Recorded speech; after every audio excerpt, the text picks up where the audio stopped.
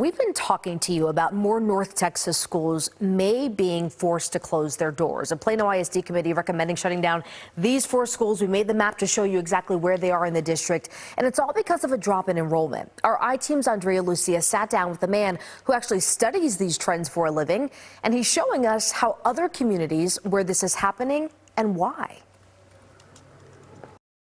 This is bad news. This is difficult news. Bob Templeton is a bit of a fortune teller. As a demographer, it's his job to predict how many students public school districts can expect each year. Even the fastest growing states in the country are seeing enrollment decline. In North Texas, you can see that in both our urban core and outlying rural areas that appear on this map in orange. Check out the smaller suburbs, though, colored in blue, especially those far north ones.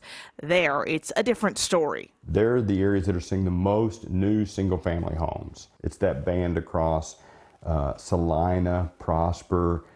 It's going to be like Anna, Melissa. In these districts, housing is more easily available, more affordable. And with the growth of remote work, people are willing to move farther out, pulling students from larger districts in the process. The overall drop in school district enrollment is in many ways a reflection of major shifts in our way of life. For one, many Americans are waiting longer to have children. They're making some of those big life decisions much later.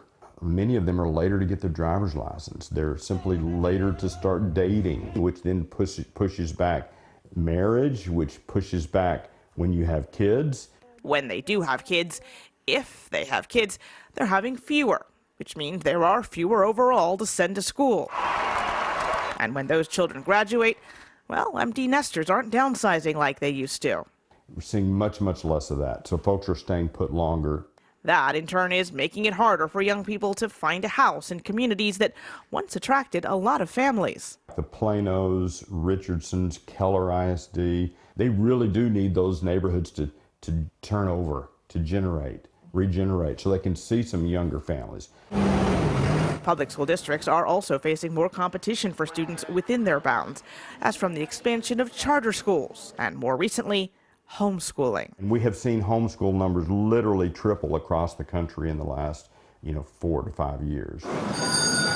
With public school revenue tied directly to attendance, fewer students means fewer dollars. The cost of educating them all, though, isn't dropping. The salaries go up, the utility cost goes up, the insurance cost goes up. All of your main components of the budget are always increasing. Closing buildings is truly the only way to make significant reductions to the budget. Richardson ISD is closing 5 campuses. In Plano ISD, the school board is considering closing 4. And Fort Worth ISD has announced 1 closure so far. Templeton says it's just the beginning. You think we're going to see that across the country?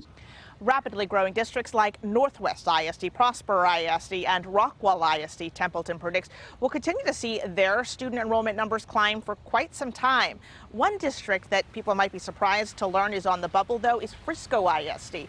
It, not long ago, was the fastest growing district in the state. Take a look at that growth now. It has stalled out, and Templeton says soon it could be in the same boat as its neighbors. As for the rest of our major districts, we're talking about Dallas ISD, Fort Worth ISD, Arlington, Garland, and Plano, everything in between as well. They are all already at a point where they're having to make these tough choices. In Plano, Andrea Lucia, CBS News, Texas.